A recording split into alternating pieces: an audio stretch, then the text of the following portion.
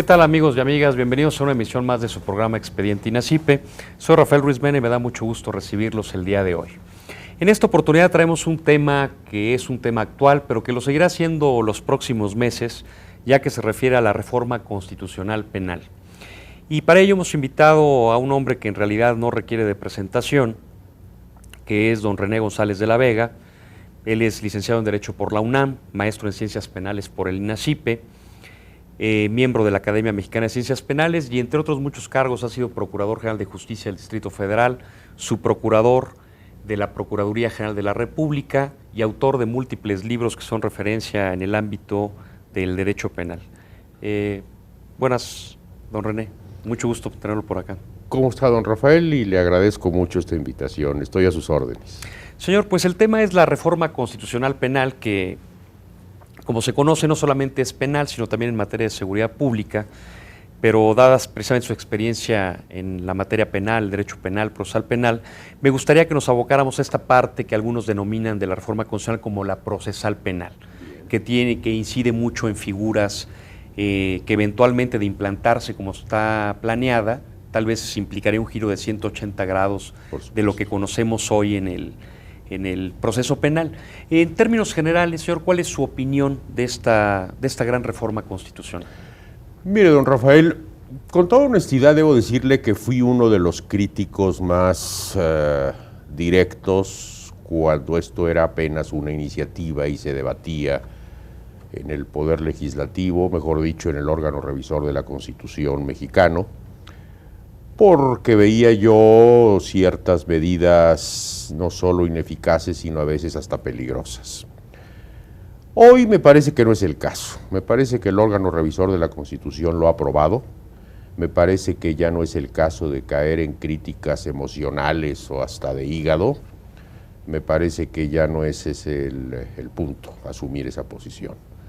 Tampoco, debo decirlo, soy un entusiasta desbordado, como algunos muchos que simplemente miran en esto la gran panacea, como si por la pura letra de la ley fuéramos a solucionar los graves problemas que estamos enfrentando los mexicanos en materia de justicia y de seguridad pública.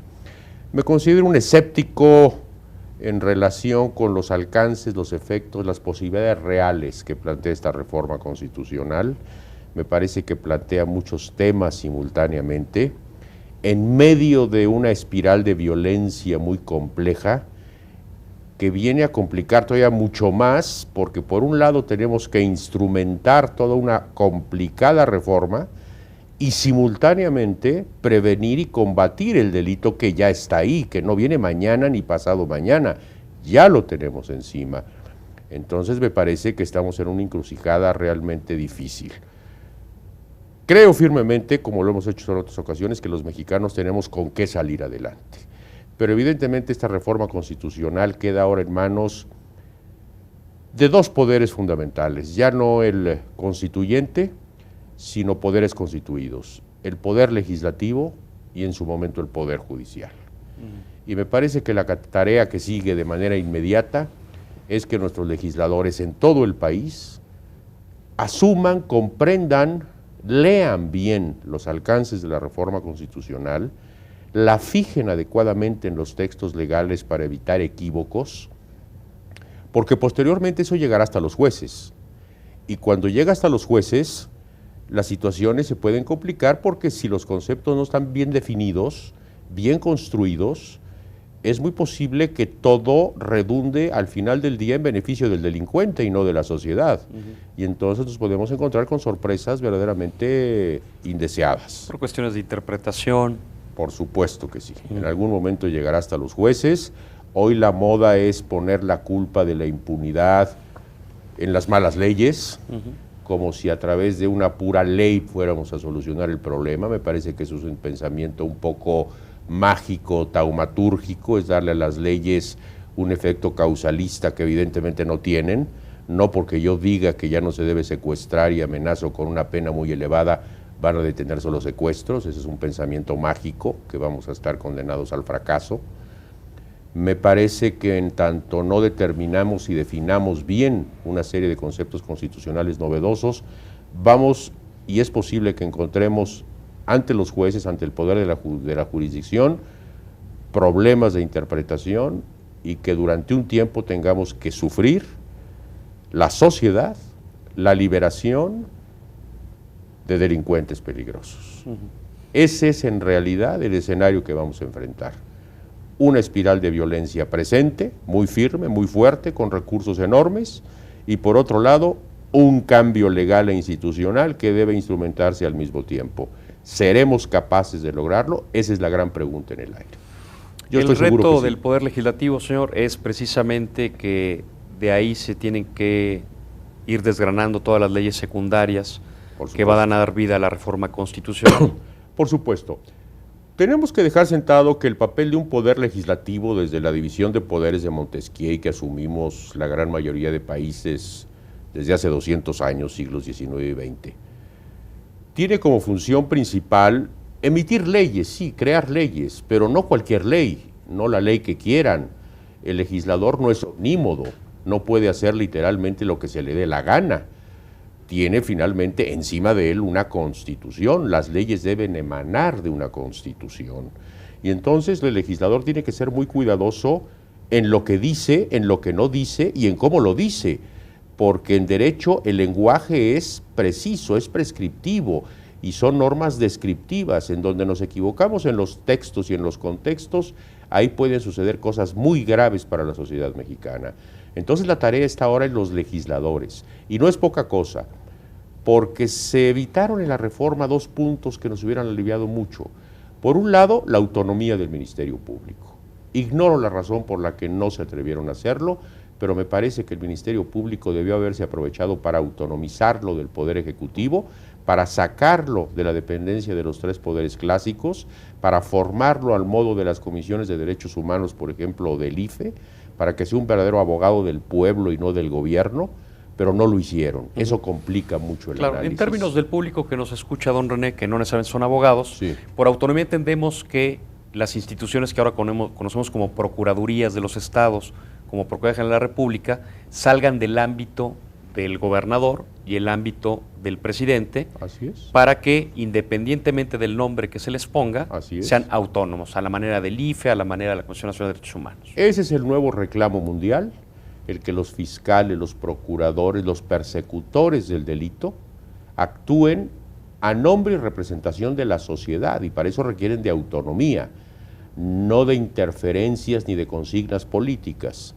Y ante los procesos de deslegitimación de los gobiernos en el mundo entero, por los procesos de comunicación, la ola cibernética de información y todos los procesos de globalización y de nuevo orden mundial, los poderes políticos han venido perdiendo legitimidad. Hoy llegan hasta la jurisdicción cuestiones desde horarios hasta cuestiones de aborto o de análisis de otras cuestiones. Todo se está llevando al poder de los jueces. Entonces, lo que tenemos que contar es con un ministerio público, un órgano persecutor de los delitos, que sea un órgano ciudadano, que represente a la sociedad, no que represente al gobierno.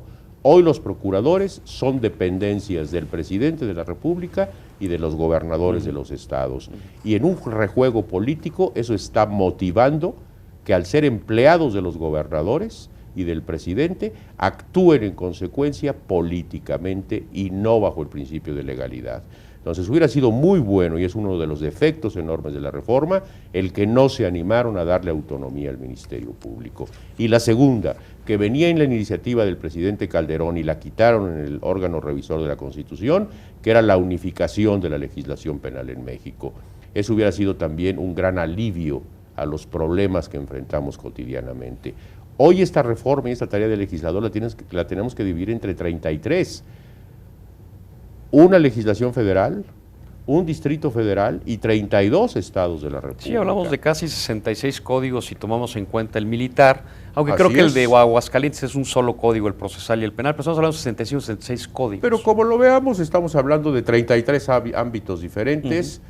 Ya si lo vemos desde el punto de vista sustantivo, adjetivo, ejecutivo, el derecho penal se multiplica más veces, pero finalmente son 33 ámbitos diferentes, soberanos y autónomos, y la legislatura de Yucatán, de Sonora, de Jalisco, no tiene que ver con la federal, ni la federal tiene que ver con la de Guerrero o el Distrito Federal. Y en ese manejo de soberanías, de autonomías y con signos partidarios tan diferentes, tenemos un riesgo grave. Podemos caer en una enorme dispersión en la descripción y en la definición de algunos conceptos como ya ocurre. constitucionales. ¿Cuál sería el razonamiento, señor, para quien, alegando que los tipos penales en muchos casos obedecen a circunstancias particulares de idiosincrasia, incluso hasta de cuestión geográfica de cada estado de la República, y alegaban eso, uno, como razón para la no unificación de la ley penal, y dos, alegando también la soberanía estatal? Bueno, a mí me parece que son argumentos politizados, basados en un federalismo que los mexicanos sabemos bien, sin eufemismos, que nuestro federalismo ha sido a lo largo de 200 años una mala copia del federalismo norteamericano, en primer lugar. México, al independizarse, de ninguna manera respondía a las circunstancias que sí tenían las 13 colonias norteamericanas, y que por eso Alexander Hamilton hubo de inventar la ecuación federal para tratar de generar un suprapoder de esas 13 colonias. Pero distribuyendo y respetando el poder de las 13 colonias. En México no vivíamos eso, en México vivíamos bajo la férula de la corona española con un virrey central y no reconocíamos como ellos colonias o provincias autónomas. Éramos un todo territorio que llegaba hasta el norte de lo actual Estados Unidos y en ocasiones hasta Centroamérica, pero todo centralizado en un virreinato de la Nueva España. Y cuando de manera ficcional se incorpora la fórmula federal y se le da forma de estados libres y soberanos a nuestras entidades federativas, y lo digo con un gran respeto a ellas, eso es una ficción. Y lo hemos vivido en el más grave de los puntos, en la cuestión fiscal. El gobierno central sigue distribuyendo los recursos a los estados. No hay mejor forma de cancelar un federalismo que quitarles a las entidades federativas su capacidad financiera. Y entonces siguen dependiendo del poder central. Eso en las épocas de un gobierno piramidal jerárquico, en otros tiempos, funcionó precisamente por eso. Porque si desde la cúspide venía una orden, un úcase, simplemente los gobernadores que correspondían y respondían a la misma integración política y los legisladores lo mismo, simplemente jalaban con esa línea general y lográbamos cierta homogeneidad. Hoy ya no sucede así. Que vamos en el camino de la democracia, que México es un país de mosaicos, variopinto en sus ideologías, que tenemos un sur que tiende más a las izquierdas y un norte que tiende más a las derechas, que tenemos una serie de confrontaciones políticas de distinta naturaleza.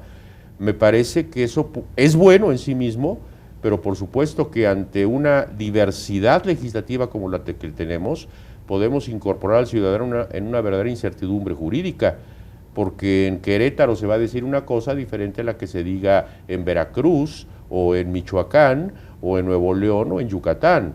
Y me parece que eso lo único que genera es una enorme incertidumbre.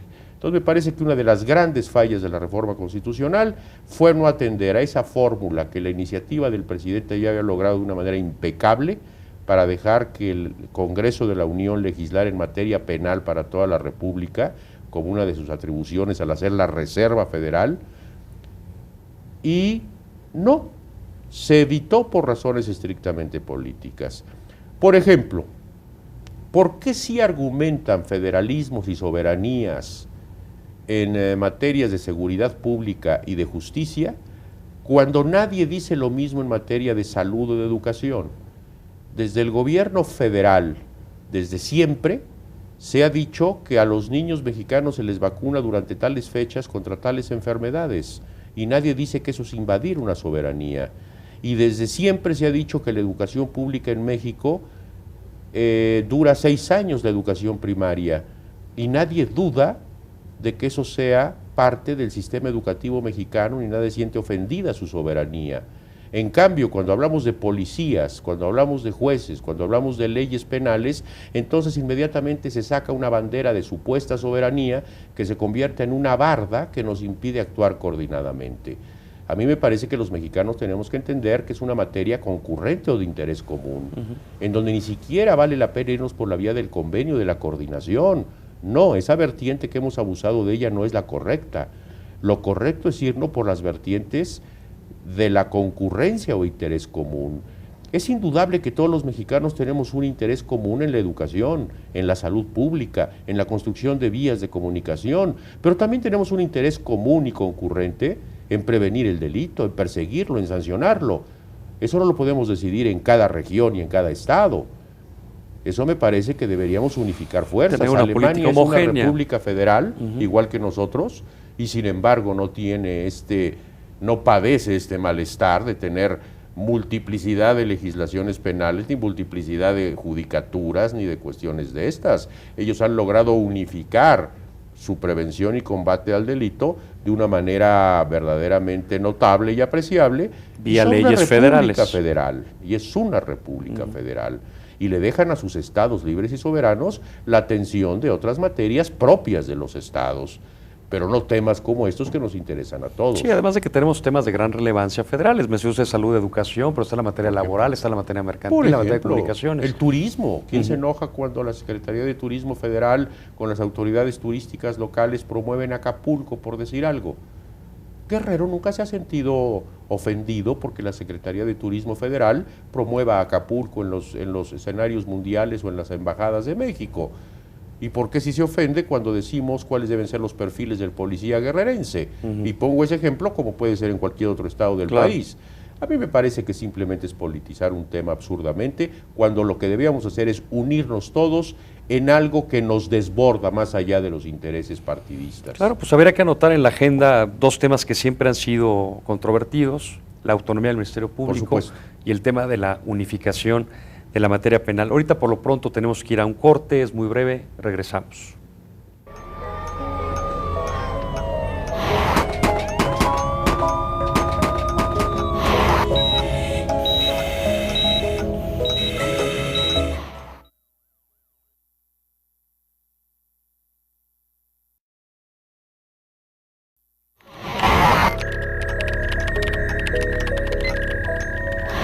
Muy bien, regresamos. Gracias por continuar con nosotros.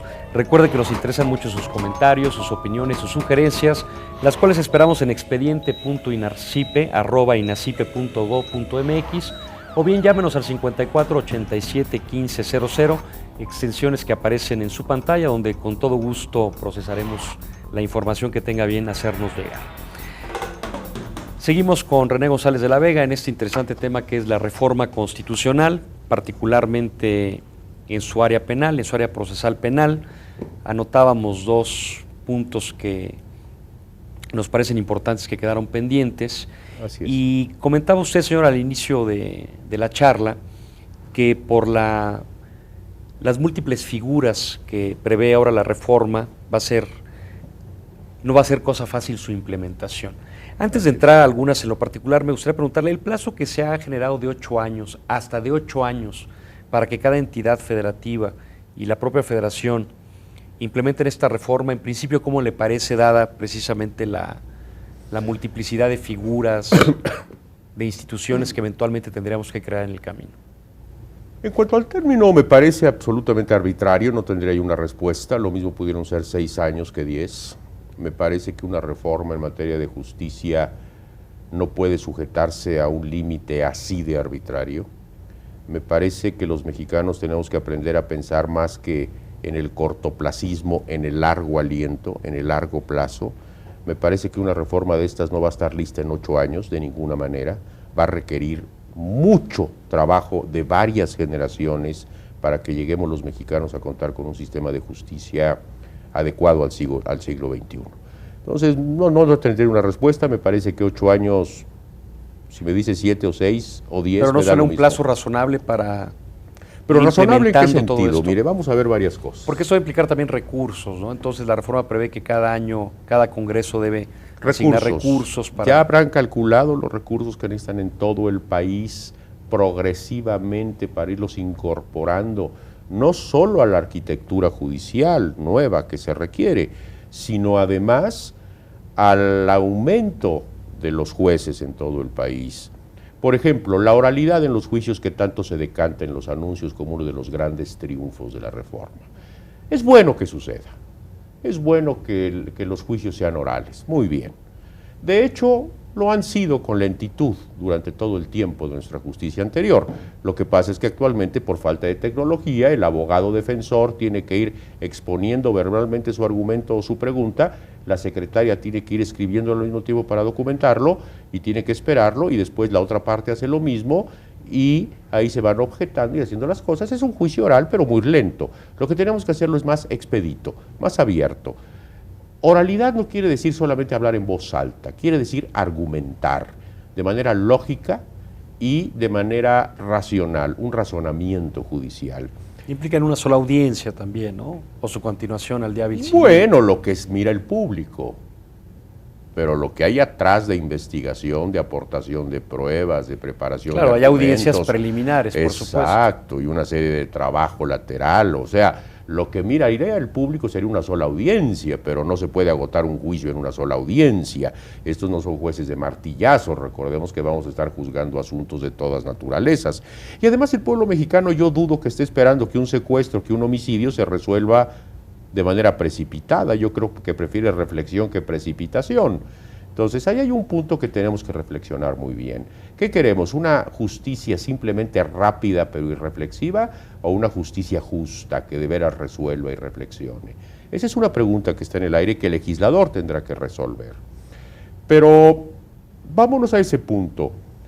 La oralidad en los juicios va a requerir que las escuelas y facultades de derecho asuman su responsabilidad. A nosotros los abogados de América Latina nos educan al modo de la escuela europea continental. Esto es bajo un sistema dogmático. Somos excelentes invocando artículos de la ley. Cualquier abogado mexicano ante un caso determinado le puede invocar preceptos, fracciones, incisos de una norma determinada y ese sería su argumento. Pero un juicio oral no requiere eso. Cuando vemos estos juicios orales en los países de habla inglesa, en la Gran Bretaña, en los Estados Unidos, en Australia, por ejemplo, nunca vemos que un abogado, ni acusador ni defensor, invoquen un solo precepto. Legales. Lo que hacen es que saben argumentar de una manera lógica, premisa mayor, premisa menor, conclusión. Y entonces es como se va conduciendo un juicio. Y los abogados mexicanos no estamos preparados ni educados en ese sentido. Entonces, ¿cuántas generaciones nos va a tomar para que las escuelas y facultades de derecho dejen de entrenarnos como juristas dogmáticos que conocemos el derecho escrito, pero no el derecho interpretado? Y entonces empezar a tomar en cuenta los precedentes judiciales. ¿Y cuánto tiempo vamos a tardar en ir generando esos precedentes judiciales?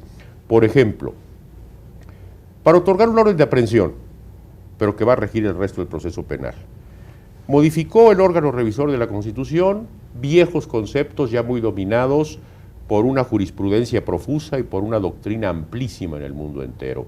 Las nociones de cuerpo del delito y las nociones de hacer probable la responsabilidad del inculpado.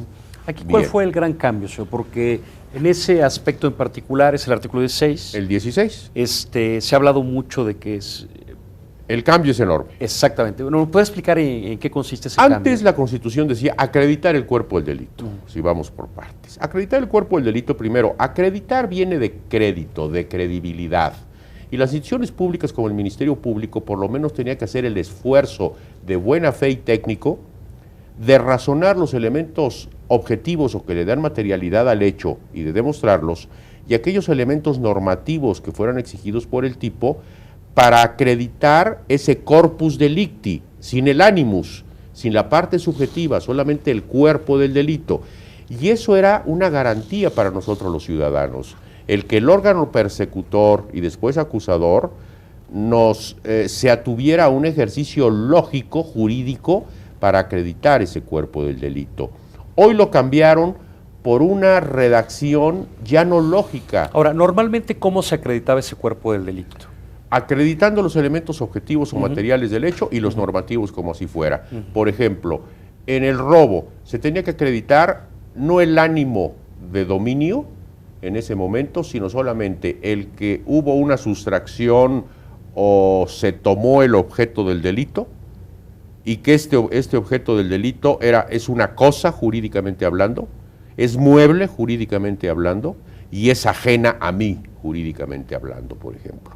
Al acreditar esos elementos objetivos y normativos, tenía yo por construido mi cuerpo del delito, mi tipo objetivo.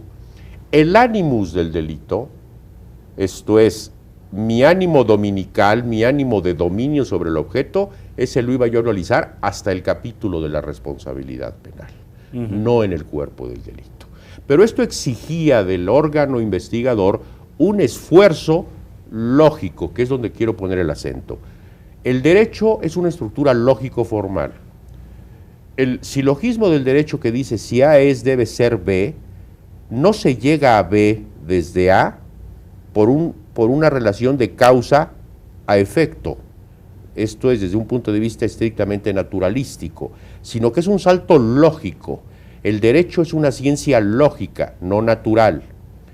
En cambio, hoy la Constitución se fue a lo natural porque dice datos que establezcan que se ha cometido un delito o un hecho que se considera como delito. Eso ya en sí mismo es diferente al cuerpo del delito.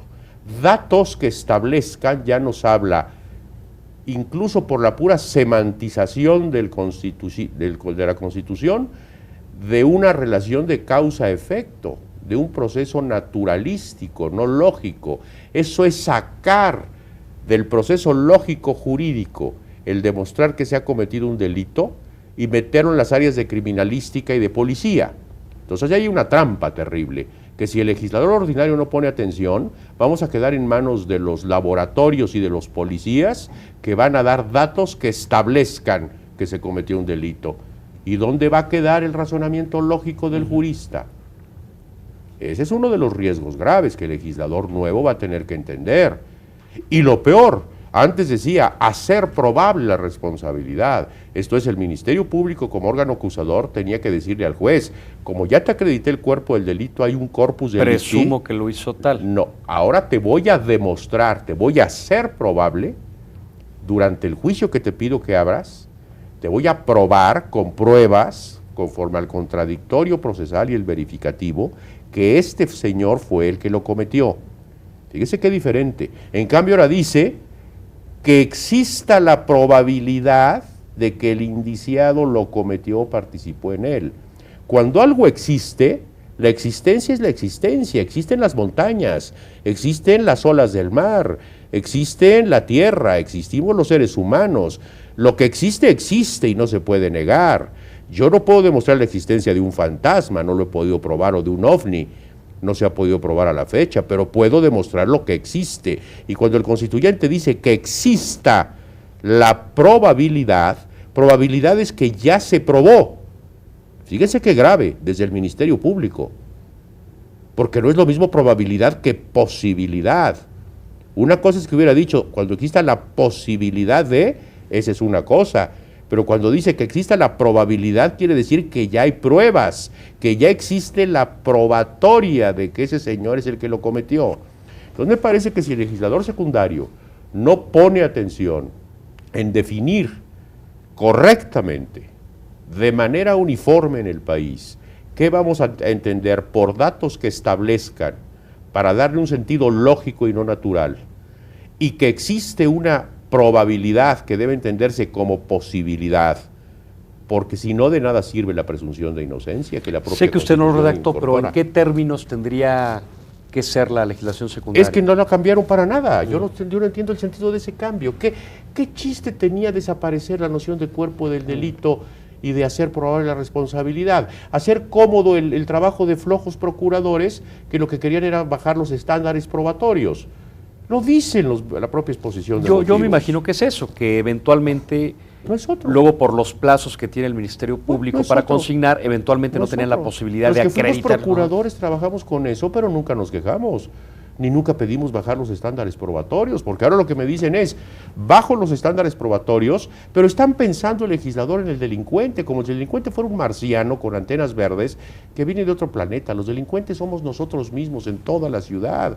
Corrimos con ellos, nos educamos con ellos, compartimos con ellos. Los delincuentes no vienen de otro planeta a fastidiarnos la vida, son los mexicanos mismos que desviaron su conducta por defectos en nuestra organización jurídica, económica, social, cultural, ideológica. Somos nosotros mismos, no son el enemigo enfrente. Entonces, cuando emiten una ley que es de carácter general y obligatorio para todos, Eso no afecta nada más al narcotraficante, al secuestrador. Es un mensaje a mí, ciudadano, que no he tenido nada que ver con el crimen.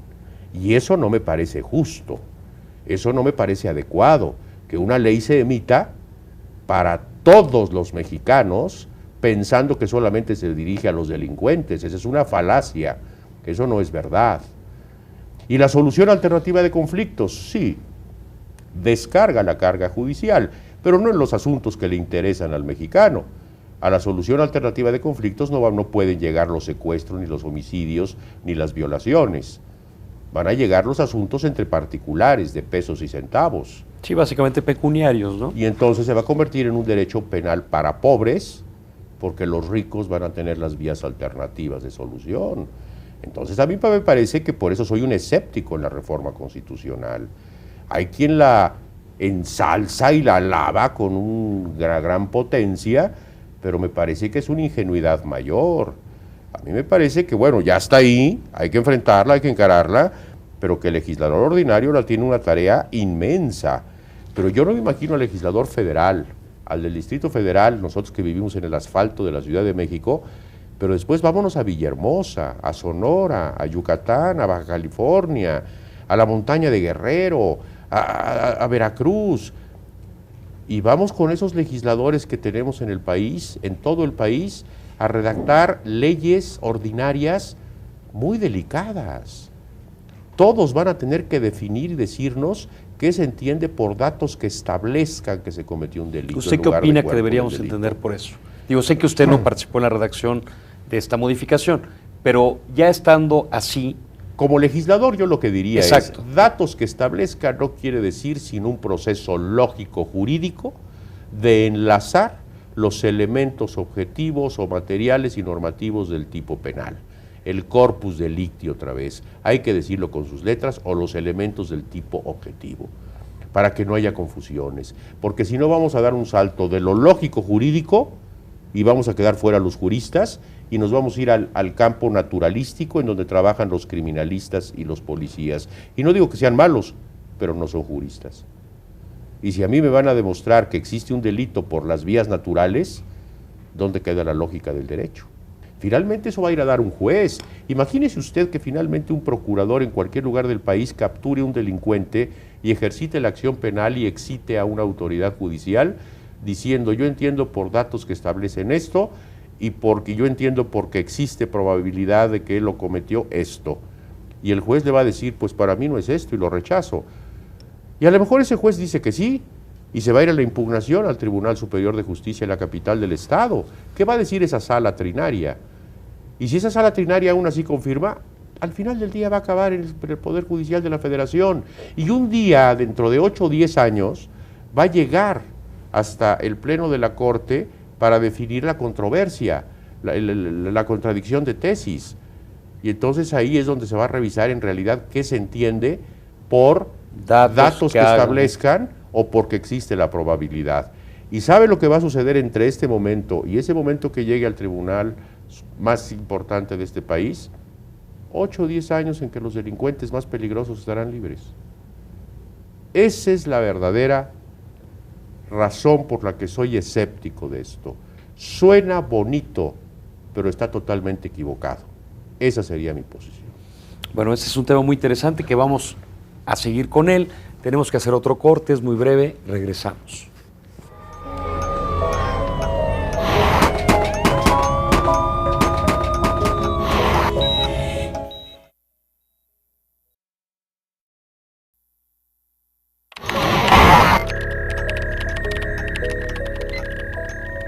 Bien, regresamos. Gracias por continuar con nosotros. Les recuerdo que nos interesan sus comentarios, sus opiniones, sus sugerencias. Son muy valiosas para nosotros. Las recibimos en expediente.inacipe@inacipe.go.mx o bien llámenos al 54 87 1500 en las extensiones que aparecen en su pantalla. Seguimos con René González de la Vega sobre la reforma procesal penal. Estábamos en la parte del cuerpo del delito, señor artículo 16 constitucional, y yo quisiera terminar esta parte porque hay muchos temas.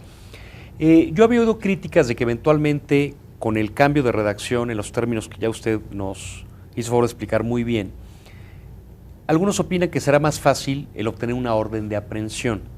En ese orden de ideas, no es la finalidad, digamos, retener eventualmente a esos delincuentes de los que hablábamos, a diferencia de que se pueda pensar de que van a estar más libres o que va a ser más fácil para ellos librarse de estas circunstancias? Yo partiría de dos puntos. Uno, hay un mal dicho en México que dice que una orden de aprehensión no se le niega a nadie. Eso es trágico. Hoy, con el derecho de hoy y con el derecho de mañana, nuestros poderes judiciales han caído en la práctica de librar órdenes de aprehensión de manera muy permisiva, muy abierta. ¿Y para todo tipo de delitos? Tráemelo y aquí juzgamos, sería la conclusión.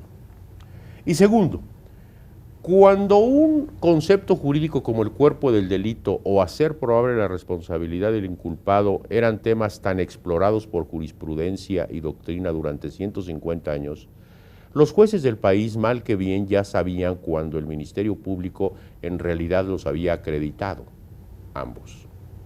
Y entonces la negativa de la orden de aprehensión o en su momento de la orden del auto de libertad o de sujeción a proceso venía por defectos en cualquiera de los dos puntos.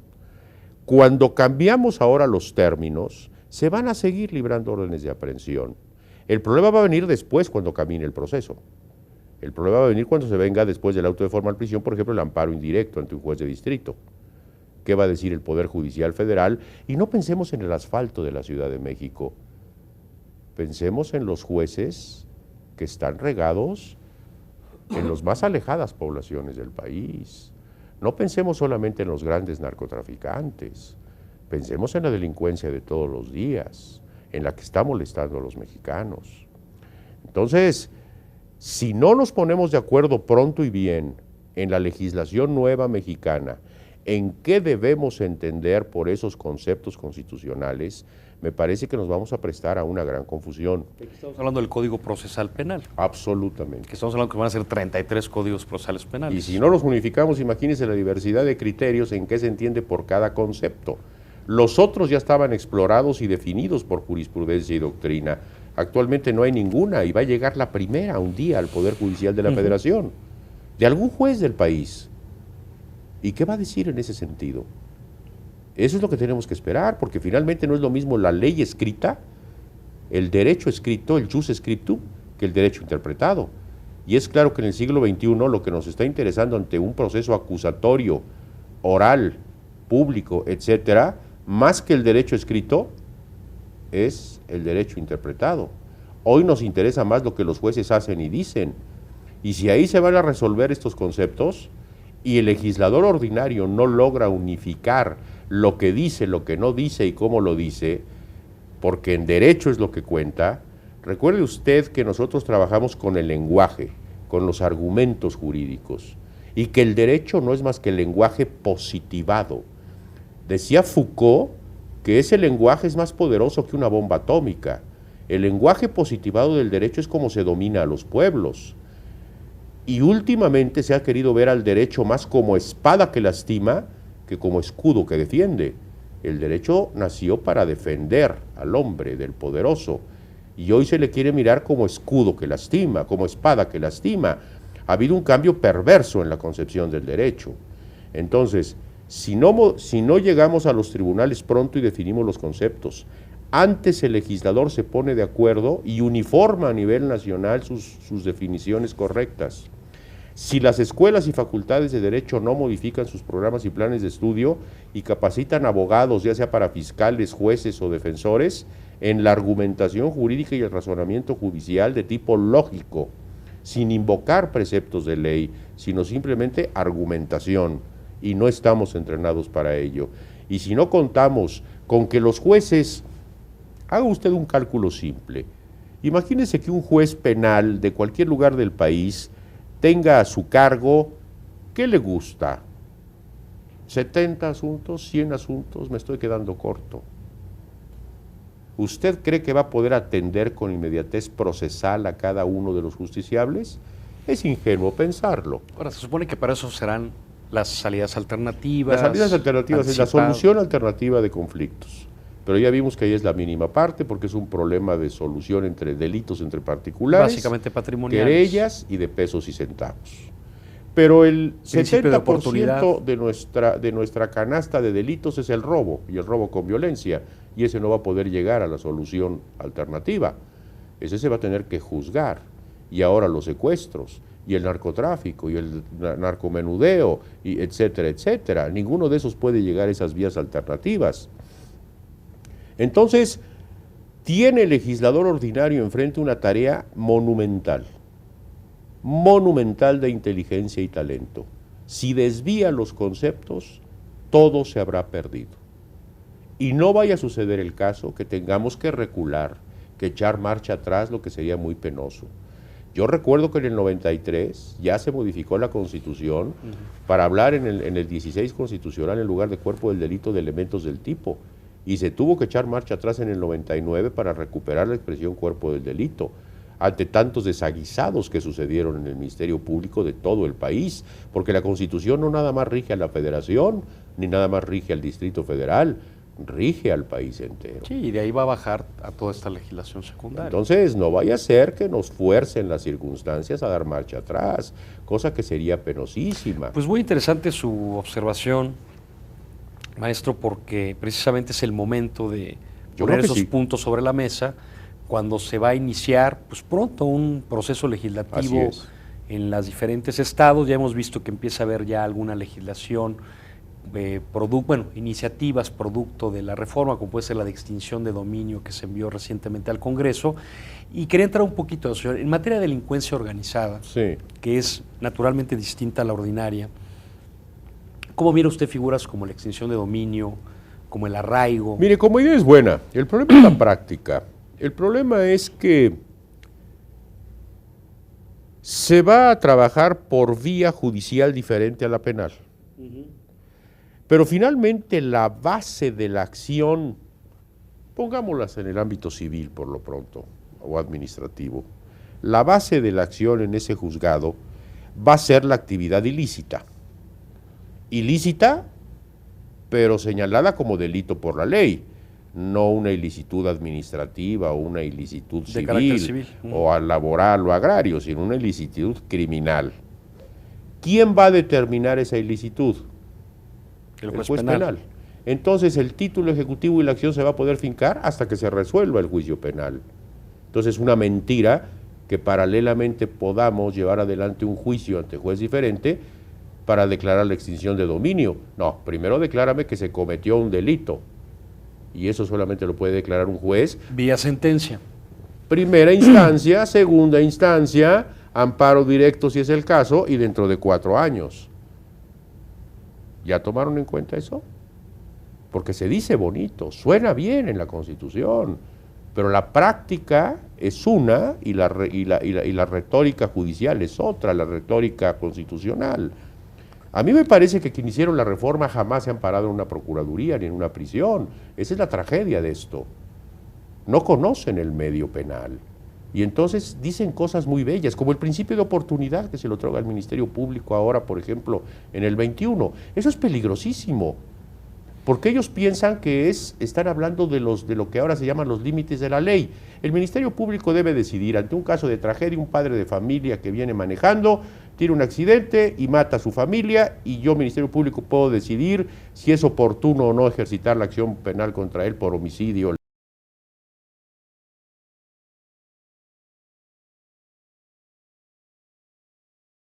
Lesiones. Pongo un caso absurdo, pero solamente para ilustrar. Pero el principio de oportunidad del Ministerio Público no quiere decir eso. Hay una trampa profunda. No es un sí o no con signo, es un cuándo. Y hoy el Ministerio Público, sujeto al principio de legalidad, una vez integrada la averiguación previa, no puede decidir si se espera 4 meses más que hay elecciones, por ejemplo, para consignar al juez y llamar la atención del electorado. ¿Qué va a suceder cuando el Ministerio Público del futuro, por un sentido de oportunidad y no de legalidad, diga, ya está el asunto, guárdamelo en un cajón, y 4 días antes de las elecciones lo consignamos ante el juez para generar un levantón en eso? Eso es principio de oportunidad, y eso lo incorporaron en el artículo 21 constitucional. Si eso no es peligroso, ¿qué no es peligroso? El principio de Ahí hay que oportunidad cuidar no sirve.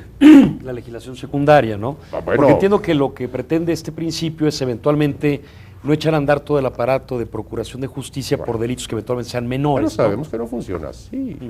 El principio de oportunidad no pregunta sí o no, lo echo a andar o no. Eso no es principio de oportunidad. El principio de oportunidad habla siempre de tiempo. A eso se refiere la oportunidad. ¿Al cuándo? No así o no. ¿Y no hay que tener que ver con que sí ejercito o no ejercito la acción penal? ¿Qué entendemos por oportunidad? Simplemente hay que verlo. ¿Es un proceso lógico de sí o no? ¿O es un problema de cuándo? Oportunidad para mí, para cualquier hispanoparlante, quiere decir cuándo, no sí o no. ¿Cuándo? En términos de cómo se va a legislar el principio, sí es de sí o no. Por eso el legislador tiene que poner atención y decir, por principio de oportunidad, ¿qué debo entender? Porque si nos vamos a ir por la libre y vamos a dejarle al Ministerio Público, y no estoy pensando en los procuradores del asfalto de la Ciudad de México, estoy pensando en figuras alejadas de aquí, en donde se prestan ese rejuego político. Imagínese usted dejar en manos de un procurador proclive a las consignas el decidir no sí o no, sino cuándo ejercito la acción penal. Es una oportunidad política, no legal. Y el principio de oportunidad sirve para desplazar el principio de legalidad. Entonces, yo esa rueda de molino no me la trago.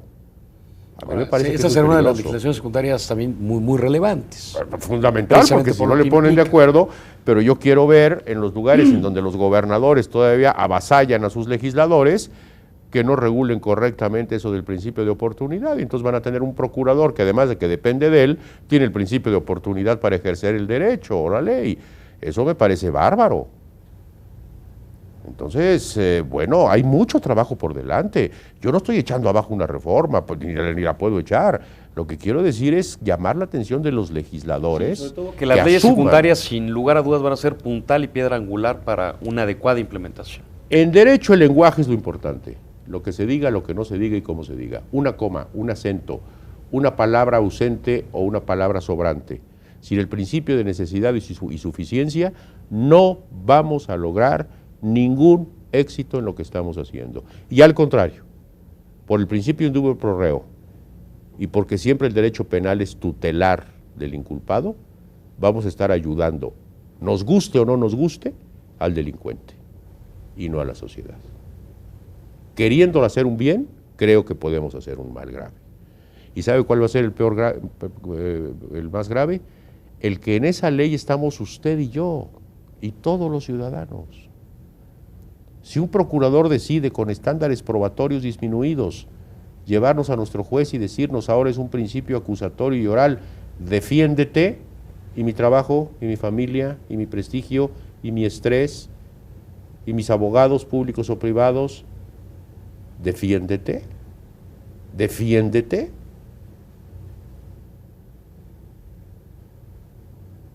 Con estándares probatorios disminuidos. Bueno, de 105 millones de mexicanos, ¿cuántos delincuentes les gusta que haya? ¿5 millones? ¿Estoy exagerando? El resto de 100 millones de mexicanos no nos desviamos, ni desviamos la conducta, somos gentes buenas y de trabajo. ¿Por qué mandan una ley que nos amenaza a todos?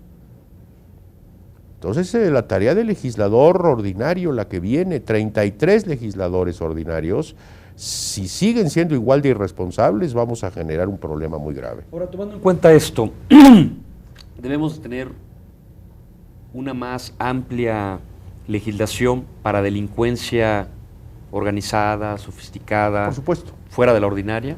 Yo partiría las cosas en dos. Por un lado, dejaría de mirar sujetos como quien persigue a Robin Hood, y si Robin Hood es suficientemente listo, atractivo a la población, evade a la autoridad, se convierte en simpático y lo protegen, y es lo que nos ha sucedido, y me fijaría en los hechos. Todo hecho que vulnere la seguridad nacional, entre ellas el narcotráfico, por ejemplo, o el robo de vehículos en gran escala, o cualquier manifestación delictiva de esa naturaleza, el tráfico de personas, en fin, me parece que deberíamos darle un trato de lo que se llama derecho penal de segunda velocidad.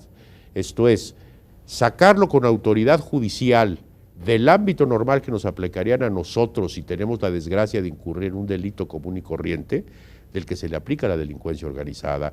Y ahí sí, en el derecho penal de segunda velocidad se puede trabajar de otra manera, se puede llegar incluso a suspender los derechos fundamentales o garantías procesales. Pero no se nos puede aplicar el mismo rasero, la misma tabla rasa a quienes están en el delito y a quienes nada tenemos que ver con el delito. Eso es lo injusto de esto. Esto es lo que no podemos permitir los juristas y tenemos que advertirlo a la población. Exijan a sus legisladores que no les den gato por liebre. Exijan a sus legisladores que se fijen bien en lo que están escribiendo y diciendo. Yo propondría que las autoridades dejaran de tenerle miedo a la UNAM, dejaran de tenerle miedo a INACYPE, dejaran de tenerle miedo a otras instituciones serias a las que pueden acudir a consulta para redactar este tipo de legislaciones. Son los expertos los que deben hacerlo. Mire, redactar una ley es como entrar a un quirófano. ¿Se imagina usted que decidir si operan o no a Juan en una mesa estuviera sujeto a decisiones de mayoría y a votos? Sería una tragedia. Bueno, los mexicanos entendemos que la tarea legislativa, que es tan técnica como operar a un señor, está sujeta a razones de mayoría y a votos y a negociaciones por prebendas de partido a partido. Me parece que es lo que tenemos que cancelar. Yo encargaría la redacción de esto a un grupo de expertos y generaríamos un documento tipo para toda la República. Y absolutamente técnico, por supuesto. Absolutamente técnico y bien escrito, bien diseñado, y que después, cuando llegue con los jueces, se irá definiendo y que los jueces asuman sus tesis, que formarán jurisprudencia en su momento, y que llegue el día en que los mexicanos sepamos interpretar lo que queremos, y que generemos un derecho penal de segunda velocidad cuando se afecte la seguridad nacional, pero no confundamos las cuestiones de seguridad pública con las de seguridad nacional. Claro, que también es otro tema. Sucedió en países sudamericanos ya. En países sudamericanos en los que confundieron los dos elementos y entonces un robo de banco, un delito cualquiera que era de seguridad pública, lo confundían con seguridad nacional, intervenían las milicias, las inteligencias, los cañones, los aviones. Bueno, eso es fatal. Ahí empezó la contaminación. Oiga, señor, lamentablemente se nos ha acabado el tiempo. Yo le quiero agradecer mucho su presencia. Al contrario, don Rafael. Ojalá la gente que nos escuche pueda tomar en cuenta estas ideas para esta labor muy importante que viene de legislar de manera secundaria para bajar todas las figuras o principios que establece ahora la Constitución y que lo podamos hacer de la mejor manera. Yo le agradezco que sí, mucho. Y estoy muy esperanzado como mexicano. Que así sea. Y a ustedes muchas gracias por su atención. Los espero aquí el próximo lunes a las 7 de la noche.